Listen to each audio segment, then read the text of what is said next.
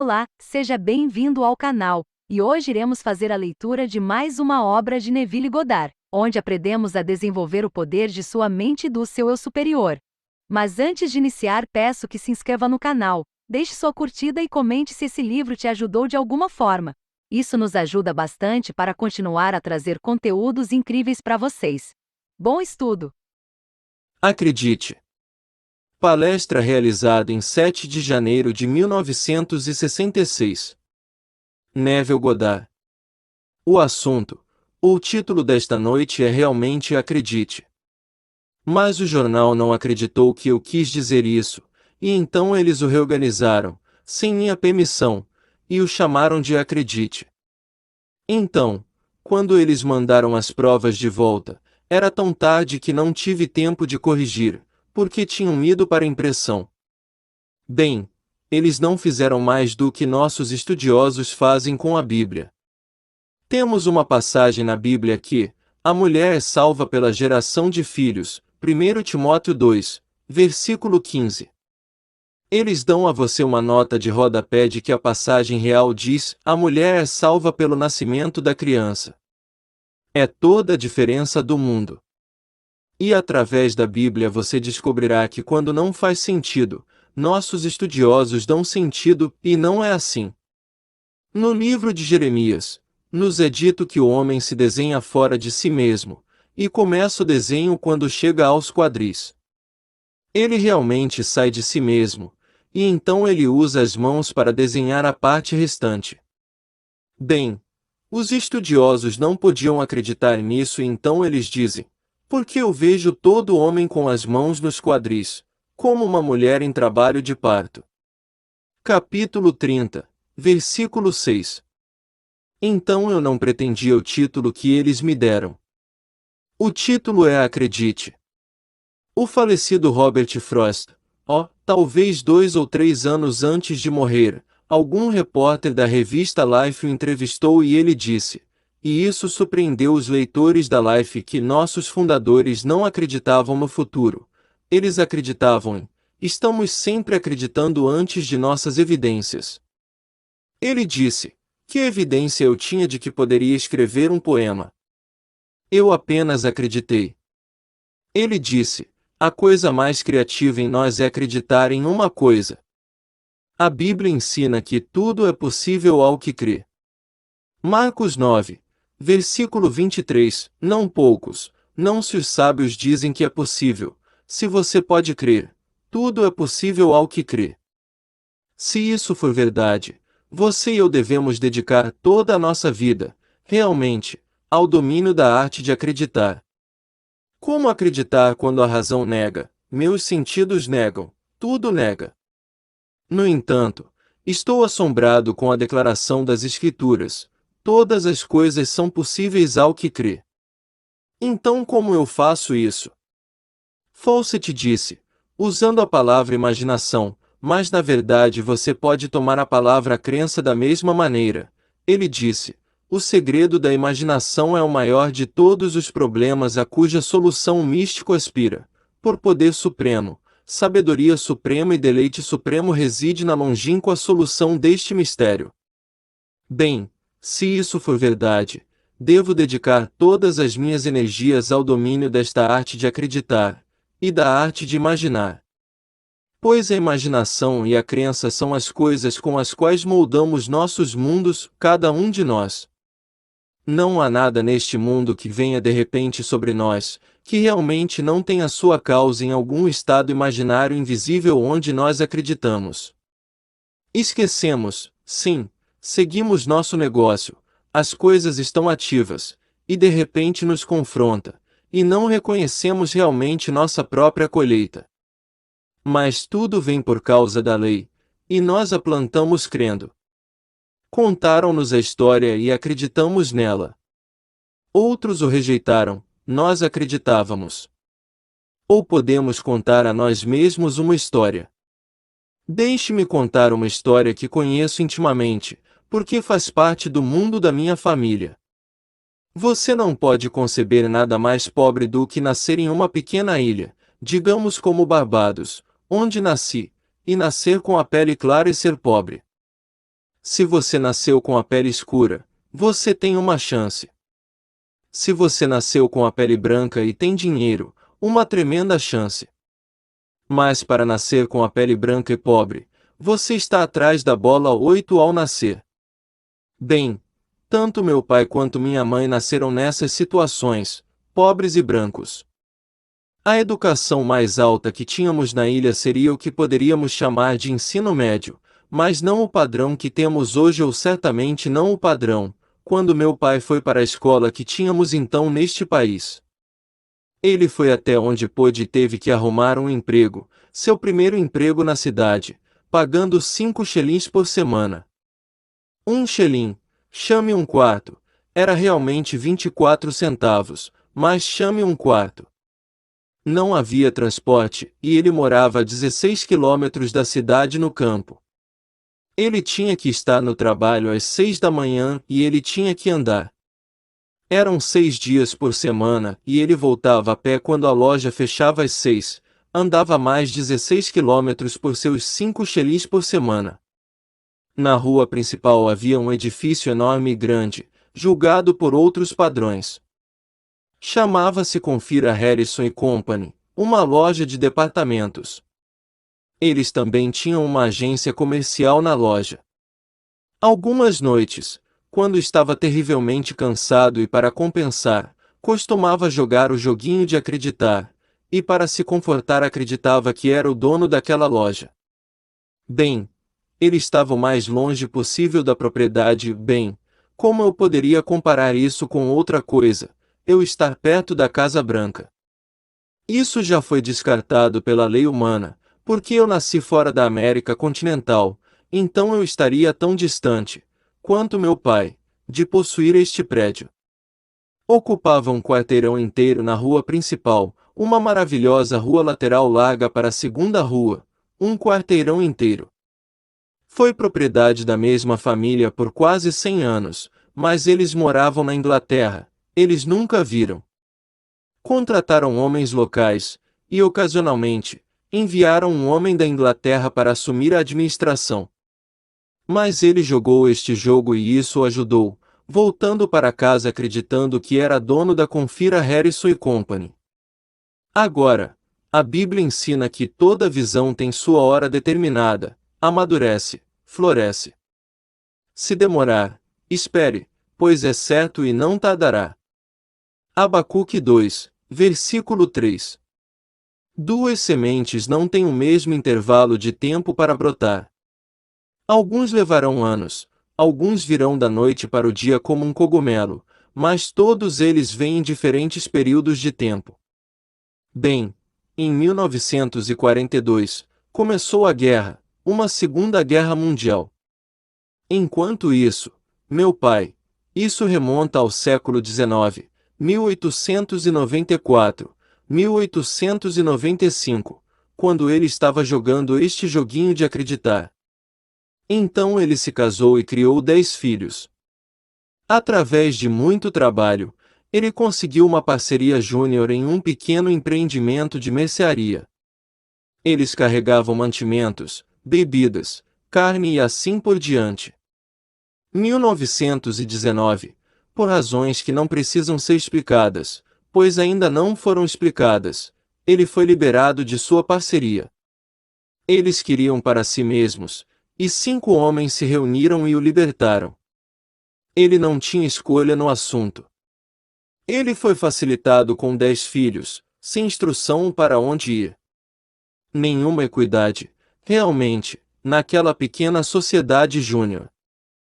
Tudo se resume. Com dinheiro emprestado, ele abriu uma pequena mercearia, isso é tudo o que ele sabia, e um dos meus irmãos com ele. Em 1942, um homem apareceu. Ele estava parado na frente de sua loja olhando para este grande edifício, e este amigo disse: Senhor Joe, o que você está fazendo? Ah, disse ele, estou olhando para este prédio. Sempre gostei. Ele disse: Você gostaria de possuir? Ele sorriu. Ele disse: Se algum homem que possui este edifício algum dia se animasse a pensar em vendê-lo, Ele deveria ter sua cabeça consertada. Esta é uma mina de ouro. É a propriedade de um inglês de 92 anos. Ele tem 2 filhos, um é um padre que não quer fazer parte do mundo comercial, e o outro sempre foi playboy.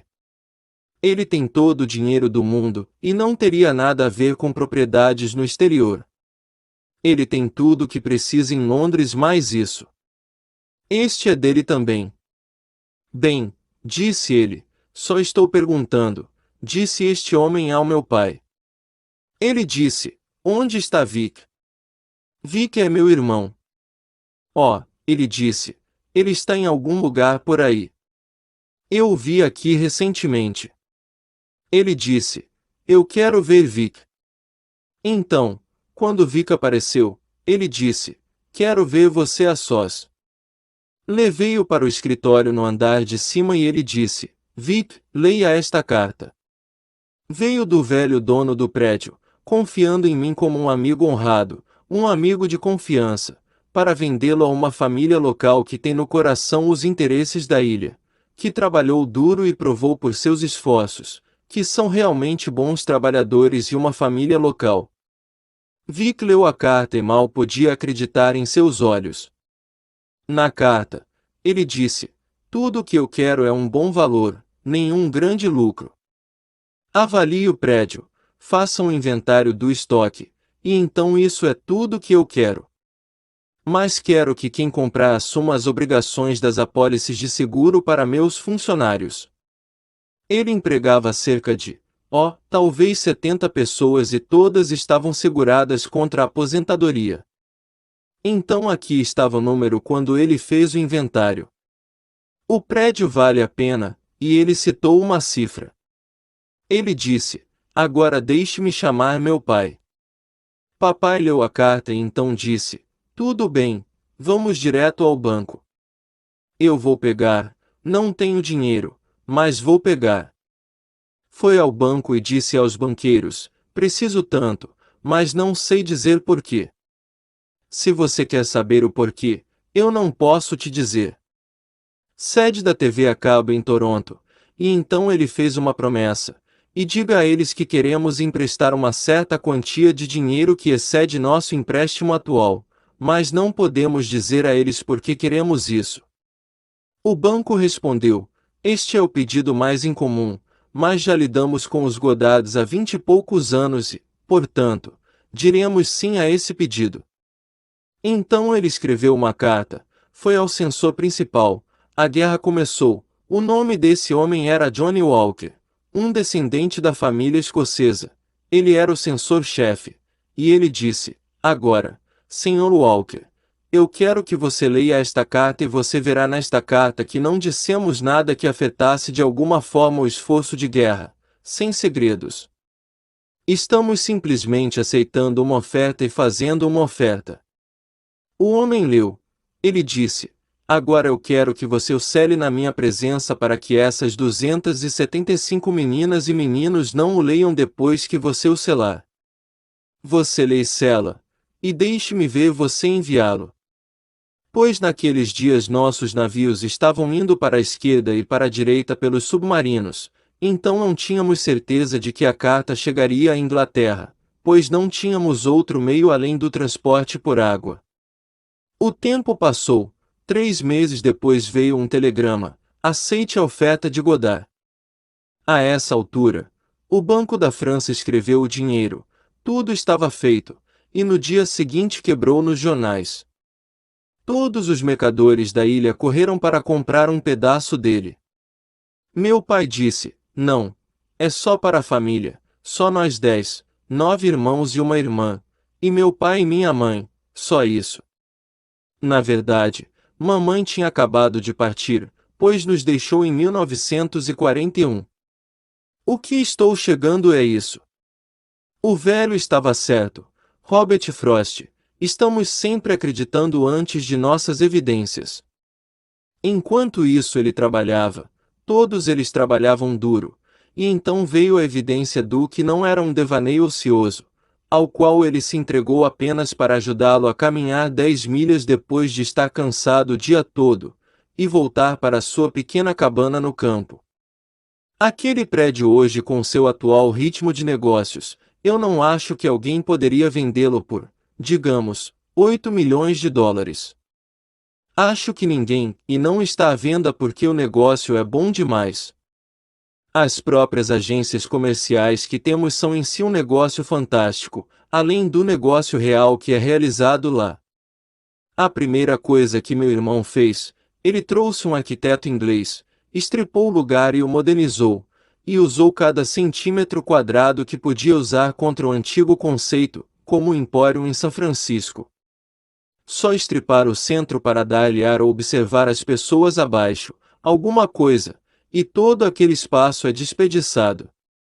Tivemos algo parecido.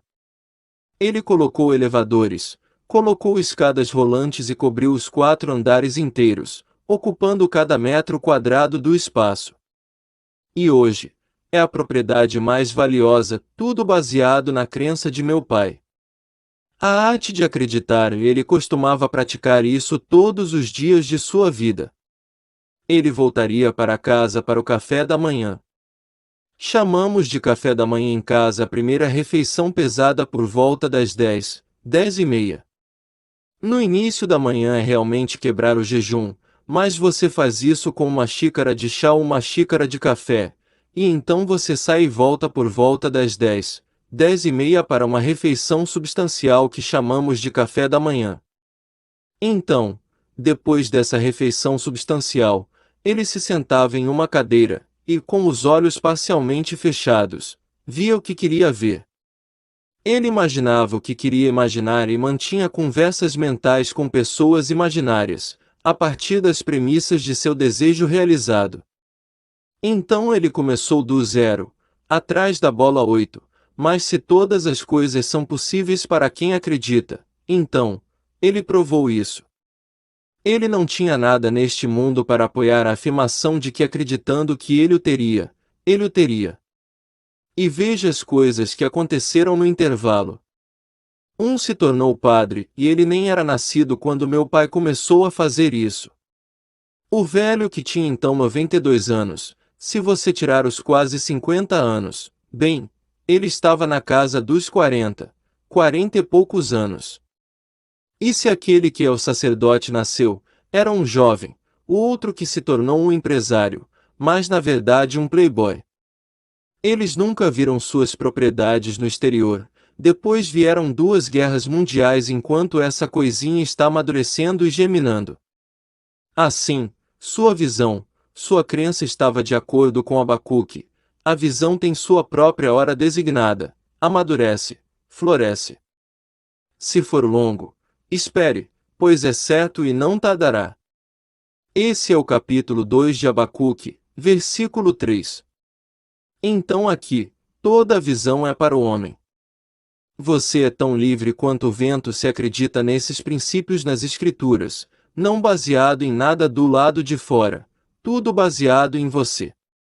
Você acredita. E esta história é contada depois que os discípulos falharam em curar um certo rapaz e perguntaram: por que falhamos? Ele disse: por causa de sua incredulidade, geração incrédula. Quanto tempo devo ficar com você? E então ele explicou e o pai disse: eu acredito em você, ajuda a minha incredulidade. Marcos 9, versículo 24. Então é para isso que estamos aqui, para ajudar a incredulidade uns dos outros. Você diz: eu tenho um certo objetivo, mas até agora eu não percebi isso. Bem, esse é o propósito da plataforma, é ajudar. O que você está fazendo? Acho que a grande falácia do mundo inteiro nesta arte de acreditar é a construção perpétua e a ocupação adiada. A ocupação é incubar o sonho. O que quero dizer com ocupação? Refiro-me a pensar a partir de em vez de pensar. Eu posso ficar aqui e pensar pelo resto dos meus dias, pensar em possuir aquilo, possuir isto, ou posso pensar em algo que gostaria de fazer, mas até que eu realmente ocupe, habite nele, e olhe para o mundo a partir dele, eu não o incubei, não o fertilizei. Eu posso pegar um óvulo, até que o espermatozoide entre nele, não seja fertilizado. Como o espermatozoide entra no óvulo? Ainda é um mistério para nossos cientistas. Bem, aqui um espermatozoide entra no óvulo do lado de fora, e ainda não há buracos do lado de fora desse óvulo antes ou depois da fertilização. Como ele fez isso? Mas até que eu realmente ocupe, habite nele, e olhe para o mundo a partir dele, eu não o incubei, não o fertilizei. Bem, você pode fazer isso porque você é o esperma de Deus, você é o poder criativo de Deus. Como faço isso? Pela imaginação. Eu posso ficar aqui e nenhum poder neste mundo pode me impedir de imaginar que estou onde gostaria de estar. Eles não podem me parar. Posso ficar aqui, você pode me amarrar, pode fazer qualquer coisa, mas não pode me impedir de imaginar que estou, digamos, em São Francisco. Você vai dizer o que isso importa? Bem, se desejo ir a São Francisco e não tenho tempo nem meios, irei a São Francisco em minha imaginação, e as coisas se reorganizarão para me dar tempo e meios. Então serei obrigado a atravessar uma ponte de incidentes que me levarão daqui até onde estou na imaginação, e irei para São Francisco. Eu fiz isso uma e outra vez e outra vez. Então, quando você souber o que quer, ocupe-o, ocupar qualquer estado neste mundo. Ocupação é fertilização, e o óvulo não é fertilizado até que você ocupe. Quando esse esperma entra, ele não quebra a casca. Você não precisa de porta para abrir a porta, você entra e ocupa. Agora, nos é dito que Deus fala ao homem em uma visão, ou melhor, ele se dá a conhecer em uma visão e fala com ele em um sonho. Alguns anos atrás, acho que era noite de Natal, cerca de 2 ou 3 anos atrás, tive esse sonho vívido, vívido. Era mais do que um sonho, era como um sonho acordado, um estado de vigília. Mas me encontrei em Nova York, na Quinta Avenida, em uma das enormes mansões que pontilhavam a avenida na virada do século. Eram mansões enormes, de 60 a 80 quartos para uma mansão, onde as pessoas os ocupavam, uma família, mas tinham talvez 25 quartos de hóspedes. Eles tinham seus estábulos no lado oeste, onde os servos moravam, acima de onde os cavalos eram mantidos. Mas essas coisas enormes, eu as vi quando vim para este país em 1922. Eles tinham acabado de começar a demoli-las, e os grandes prédios estavam subindo. Mas na minha visão eu me encontrei dentro desta fabulosa mansão e havia 3 gerações presentes. Um era invisível, ele era chamado de avô. Então havia 2 visíveis, a segunda e a terceira geração, e a segunda estava contando a terceira que o avô costumava dizer enquanto estava em um terreno baldio. Lembro-me de quando este era um terreno baldio. Ele estava de pé sobre ele e dizia a eles, lembro-me de quando era um terreno vazio. Então ele pintava um quadro de palavras de seu desejo por aquele lote, e o pintava tão graficamente que eles pudessem vê-lo como se fosse um fato e objetivo para a visão. Acordei na minha cama em Los Angeles e tudo estava tão vívido. Saí da cama, era cedo, 3h30, e escrevi tudo, toda a visão. Era muito cedo para me levantar e permanecer acordado, então voltei para a cama e ressonhei o sonho, apenas com uma ligeira mudança. Agora estou na mansão, a mesma mansão, e há 3 gerações, mas sou avô. Não falei do avô, eu era avô. Eu ouvi a história na minha visão e eu havia absorvido tanto o poder da fé, o poder da crença que agora, ao contar a história, eu disse a eles.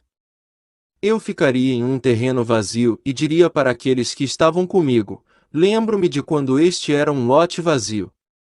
Então pintei a imagem do meu desejo por aquele lote e fiz isso tão bem e tão vividamente que todos viram. Agora, a Bíblia ensina que a duplicação do sonho significa que Deus consertou a coisa e Deus logo a fará acontecer. Você lê isso no capítulo 41 do livro de Gênesis, versículo 32, a duplicação de um sonho. A coisa deveria acontecer, pois Deus o fixou. Agora, quem é o Deus do qual se fala? É o seu próprio maravilhoso Eu Sou. Isso é Deus. Esse é meu nome para sempre. Por este nome sou conhecido e serei conhecido por todas as gerações. Êxodo 3, versículo 14. Bem, quem teve a experiência? Eu fiz. E quando você acordou e anotou e voltou para a cama, quem tinha o segundo? Eu tinha. Portanto, a coisa toda veio das profundezas da minha própria alma. Agora, tenha uma experiência maravilhosa, maravilhosa em sua imaginação e torne-a real dele toda a vivacidade sensorial, todos os tons da realidade. E quando parecer real para você e você estiver pensando a partir disso, está feito. Daqui a pouco, faça de novo, dobre a visão, o sonho. Pois lhe foi dito, se é duplo, então está consertado e Deus em breve o fará acontecer. Então, tome a Bíblia em sua palavra e dobre-a, e veja como esta coisa vem neste mundo. Você traz as coisas acreditando. Você está sempre acreditando antes de suas evidências. A coisa mais criativa no homem é acreditar em uma coisa. Posso lhe dizer, não é difícil.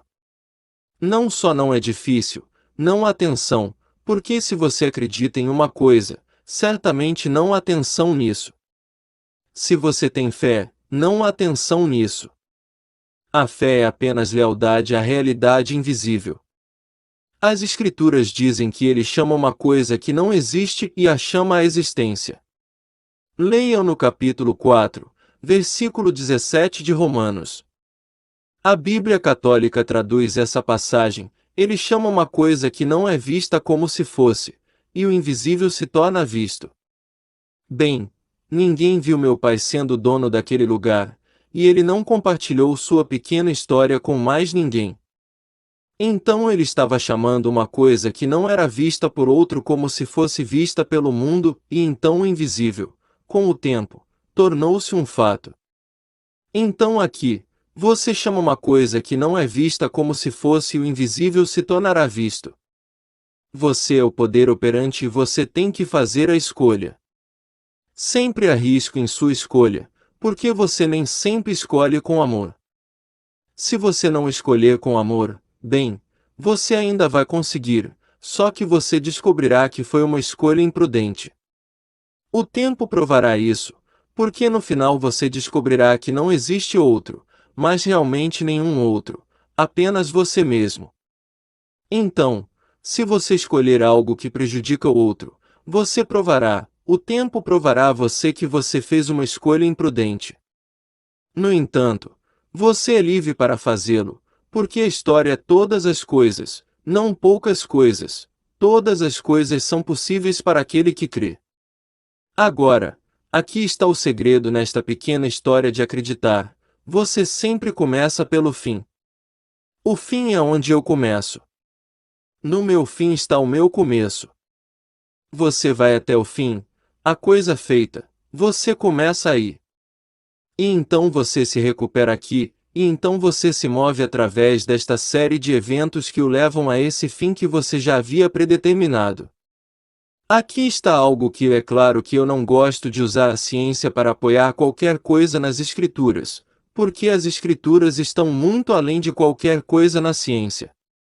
Não apela para a mente racional como a ciência. Pertence a uma profundidade tão profunda que a razão não pode alcançá-la, por isso ainda permanece imperturbável por todos os argumentos, todas as críticas intelectuais que você pode lançar sobre ela. Ainda permanece imperturbável, mas às vezes surge alguma coisa fantástica que, bem, é tão engraçado que os cientistas disseram isso. Na verdade, agora mesmo, ou simplesmente aconteceu na Noruega, onde eles distribuem esses prêmios. Bem, esse prêmio maravilhoso para o Sr. Feynman, professor Feynman, ele está agora na Caltech. Mas eles estão dando a ele hoje por algo que ele descobriu em 1949, porque eu tenho seu artigo científico em casa, a edição de 15 de novembro ou 15 de outubro do The Science Newsletter. E ele disse que o que eles estão dando a ele hoje é por algo que ele descobriu em 1949. Ele disse, não é bom do ponto de vista prático, mas você não pode descontar isso, você não pode esfregá-lo fora, aí está. Foi o que ele disse a respeito de uma pequena partícula descoberta na desintegração atômica, algo conhecido pelos cientistas como pósitron. Agora ele disse, o pósitron é um elétron na direção errada. Começa de onde não esteve e acelera para onde estava há um instante. Chegando lá, é saltado com tanta força que o sentido do tempo é revertido e então acelera de volta para onde não estava. Ele está recebendo um prêmio por isso, e este é o professor Richard Feynman da Caltech. O homem exterior não pode fazê-lo, então ele o coloca em uma cadeira, o coloca em uma cama, o deixa exatamente onde está, ele fica indefeso. Agora na imaginação eu vou e preparo lugar para ele, onde quer que eu queira levá-lo. Mas ele expressou o pedido, seu desejo, então entro em um estado nomeado por ele. Eu ocupo o estado, parece tão real, e então eu o quebro e corro rapidamente de volta para onde deixei a roupa um segundo antes. Agora, para o olho mortal exterior, ninguém me viu ir a lugar algum, e ninguém me viu voltar correndo, mas eu sei o que fiz. Eu entrei em um estado invisível baseado no olho mortal, e quando eu quebrei o feitiço eu acelerei de volta para onde eu estava fisicamente. E sou tão sacudido pelas realidades das coisas ao meu redor, que meu senso de tempo está invertido, e agora passo por esta série de eventos. Então eu avanço por esta escada de eventos e então ele disse, ele acelera de onde não estava e volta para onde estava um instante atrás, chegando lá, é tão forte que o sentido do tempo é revertido, e agora ele volta para onde não estava. Tudo bem, eu posso ver isso. Estou voltando para onde não estive fisicamente, ainda não, mas estava lá espiritualmente. Então eu vou em espírito para prepará-lo e começo a voltar para onde eu estava fisicamente. Nós coincidimos mais uma vez, então vou para onde estou em espírito, e levo comigo esta vestimenta que deixei para trás. Agora, a física da mente não pode diferir realmente em nenhum aspecto da física do resto da natureza, pois Deus é um. Há uma unidade aqui. Tudo bem. Como eu poderia relacionar isso com esta declaração agora de 14 de João, na casa de meu pai há muitas moradas, se não fosse assim eu teria dito a você. E agora vou preparar-vos um lugar. Quando eu for e vos preparar lugar, virei outra vez e vos receberei para mim mesmo, para que onde eu estiver estejais vós também. Em versículo 2. Agora olhe para isso como uma conversa ocorrendo dentro de um homem. O homem exterior não pode fazê-lo, está desamparado, não tem dinheiro, não tem posição, não tem nada, mas tem um desejo. Ele tem que entregar esse desejo às profundezas de sua própria alma, que é Deus, sua própria imaginação humana maravilhosa, que é Deus. Então todas as coisas são possíveis para Deus. Agora, disse ele, tendo visto esse comportamento peculiar da pequena partícula, todo o conceito de mundo do homem mudou. Ele não pode mais acreditar que o futuro se desdobra lentamente a partir do passado. Agora ele tem que ver toda a história do espaço-tempo do mundo exposta, e só nos conscientizamos de porções crescentes dela sucessivamente. A coisa toda está terminada e eu simplesmente tomo consciência de partes dela. Ele disse que a direção que toma é irrelevante. Para isso, ele está recebendo $50.000. Se eu lhe contei essa história sem prefaciar minhas observações contando-lhe que um homem muito honrado está esta noite recebendo uma grande honra por essa descoberta, e o levou a acreditar que eu disse isso, se você está aqui pela primeira vez, eu te profetizo está aqui pela última vez.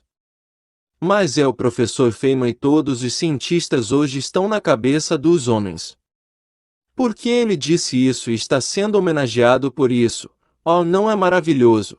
Diga-nos outra coisa igualmente louca e tente relacioná-la com a Bíblia. Bem, tudo é igualmente louco se você entrar na Bíblia. Pois a história da Bíblia é a história mais incrível do mundo, e, no entanto, é verdade. Não pode ser provado para a mente racional neste nível.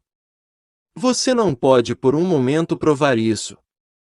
Você tem que esperar por isso, e então todo o drama de Jesus Cristo se desenrola no homem, mas todo o drama. Tudo o que disse dele você vai experimentar, que a grande história sagrada de Israel chegou ao seu clímax e cumprimento na história de Jesus Cristo. Não só veio e vem, porque está acontecendo em todo o mundo. Chegará o dia e você terá a experiência de ser aquele que sempre pensou ser único e diferente que viveu há 2000 anos, que você é ele e toda a história é a sua história. Agora pedi antes de fechar para compartilhar comigo suas experiências. Não só das coisas aqui no mundo de César, como você consegue uma casa, um emprego melhor, mais dinheiro e todas essas coisas. Elas são importantes, mas também pedi que você compartilhasse comigo seus sonhos, suas visões. Pois se eles são de alguma forma preditos nas Escrituras, eles são importantes. Bem, na próxima terça-feira, vou pegar 4 da mesma senhora que disse que aconteceram com ela, entre o fechamento do dia 17 de dezembro e minha reabertura no dia 4 de janeiro. Eles são perfeitamente lindos. E eu posso dizer a ela agora, eles estão todos nas Escrituras. Eles estão todos nas Escrituras, talvez ela não tenha uma concordância, tudo o que ela me disse. Encontrei esta carta, e ali tudo está lá nas Escrituras. Nem tudo registrado nas Escrituras completa a visão. Como lhe é dito no final de João, há muitas outras coisas que ele fez que não estão escritas neste livro, mas estas estão escritas para que vocês creiam. Capítulo 21, versículo 25. A importante história escatológica está escrita, aquele grande drama final quando chega ao seu clímax, ao seu fim, mas muitas das visões não estão escritas. Esses 4 delas estão todos nas Escrituras. Então, vamos pegá-los e tecê-los na história que daremos a vocês na terça-feira. Isso é motivado não apenas por suas 4 histórias, mas por um artigo que meu amigo, que está aqui esta noite, me enviou na terça-feira passada. Está na edição atual da Harper's Bazaar e é sobre sonhos. Este psiquiatra praticante é há 20 anos, mas ele não daria crédito à Bíblia por nada.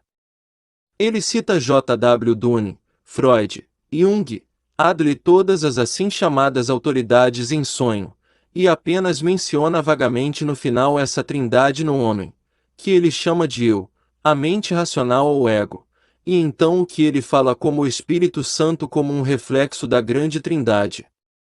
Isso é tudo o que ele mencionaria das Escrituras, e a Bíblia, do começo ao fim, menciona a importância dos sonhos. Também nos diz que somos mestres do passado em interpretar mal os sonhos. Se for um sonho simples, tudo bem, mas quando se trata de simbolismo você precisa de um intérprete profissional, e não me refiro a Freud. Ele o colocaria direto nos lombos.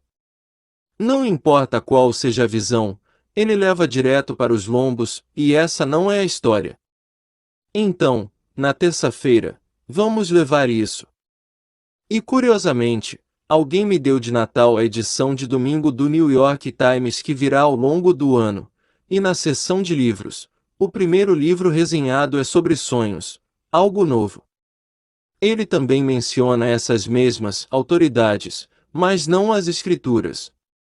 Assim, na terça-feira, será para mostrar o que as Escrituras ensinam a respeito dessa atividade nas profundezas da alma do homem, e os 4 que ela me deu por último, bem, recebi pelo correio esta semana, são perfeitamente maravilhosos.